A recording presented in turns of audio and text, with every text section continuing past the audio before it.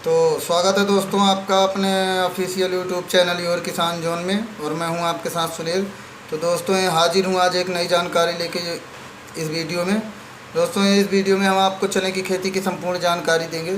तो बने रहिए वीडियो के एंड तक और चैनल को सब्सक्राइब करना ना भूलें, क्योंकि इसी प्रकार की वीडियो सबसे पहले आपको मिलती रहे। तो आइए दोस्तों शुरू करते हैं।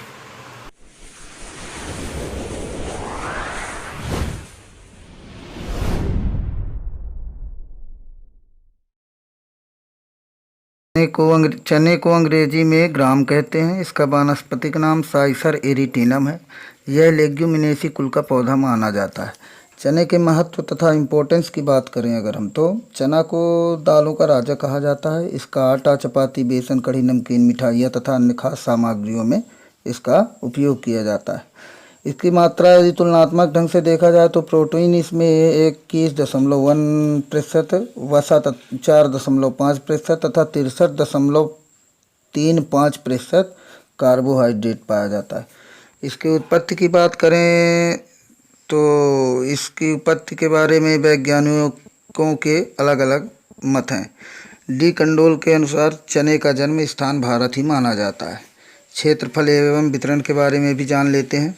Area and distribution. तो संसार में इस फसल का क्षेत्रफल लगभग 10.54 मिलियन हेक्टेयर है तथा लगभग 31 देशों में यह पैदा किया जाता है। अपने देश भारत की बात करें तो लगभग 73 मिलियन हेक्टेयर भूमि में 48 मिलियन टन वार्षिक उत्पादन है। अब आते हैं जलवायु में। तो चने के लिए दोस्तों बेसिकली 85 से 90 95 सेंटीमीटर वर्षा वाले स्थान उपयुक्त रहते हैं। पाला फसल को बहुत अधिक नुकसान पहुंचाता है। चने के अंकुरण के समय 15.25 सेल्सियस तापक्रम, पौधा बढ़ाने के लिए साधारणतः ठंडा मौसम तथा पकते समय उच्च तापक्रम 25 से 30 सेल्सियस की आवश्यकता होती है। अब चने की उन्नतशील किस्मों के बारे में भी जान लेते हैं दोस्तों। तो देसी चने की प्रमुख जातियां हैं C-235 और K-468, G-130, पूसा 209, BG 268, गौरव, विश्वास T-3 तथा काबुली है। भूमि की बात करें तो चने के लिए बलुई दोमट से लेकर मटियार दोमट भूमियाँ उपयुक्त हैं। बुंदेलखंड की मारे व पड़वा मृदाएँ अच्छी समझी जाती हैं। जल निकास की अच्छी सुविधा होनी चाहिए चने की खेती के लिए। चने की बुवाई का समय अक्टूबर के प्रथम सप्ताह से तीसरे सप्ताह तक किया जाता है। अब जानते हैं बीज दरों के बारे में। तो देसी चने की बुवाई के लिए प्रति हेक्टेयर 75 से 80 किलोग्राम बीज दर तथा काबुली चने की बुवाई के लिए प्रति हेक्टेयर 100 से 125 किलोग्राम बीज की आवश्यकता होती है। और खाद उर्वरक के विषय में भी जानते हैं दोस्तों। तो चना एक फलीदार फसल है, अतः इसे नाइट्रोजन की अधिक मात्रा की आवश्यकता होती है। कम उपजाऊ भूमियों में 25 से 30 किलोग्राम प्रति हेक्टेयर नाइट्रोजन देना चाहिए।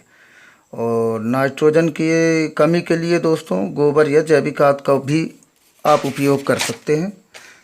अब आते हैं दोस्तों चने की फसल में कौन कौन से कीट लगते हैं। तो चने की फसल में प्रायः 3 कीट अधिकतम लगते हैं। पहला है कटुआ कीट। इसकी इल्ली दिन में माटी के ढेलों में छिपी रहती है, रात में के समय में पौधों की कोमल शाखा तथा पत्ती खाता है। यह अंकुरित पौधों को पूर्णतः नष्ट कर देता है। दूसरा कीट है हमारा एफिड जैसी थ्रिप्स। यह कीट पौधों का रस चूसकर उन्हें कमज़ोर कर देते हैं। प्रभावित पौधों में फूल कम आते हैं तथा दाने आकार में बहुत छोटे रह जाते हैं। अब आते हैं तीसरे कीट की बात करें तो तीसरे कीट में है चने की इल्ली। यह चने की प्रारंभिक अवस्था में कोमल पत्तियों तथा शाखा को खाती है, लेकिन फली में दाना पड़ने पर फली के अंदर आधा घुसकर दाने को खा जाती है। देसी चने की अपेक्षा काबुली चने में इसका प्रकोप बहुत अधिक देखा जाता है दोस्तों। अब हम इनके रोकथाम की बात करते हैं। तो कटुआ कीट की रोकथाम के लिए खेत के आसपास उगी घास एवं खरपतवार को नष्ट कर देना चाहिए। पौधों को जड़ों के समीप 0.05% इंडोसल्फान का छिड़काव करें, या आप 20 से 25 किलोग्राम हेक्टेयर की दर से मिथाइल पैराथियान पौधों पर तथा उनकी जड़ों पर छिड़क सकते हैं। दूसरे नंबर का कीट है हमारा दोस्तों एसिड जैसी थ्रिप्स।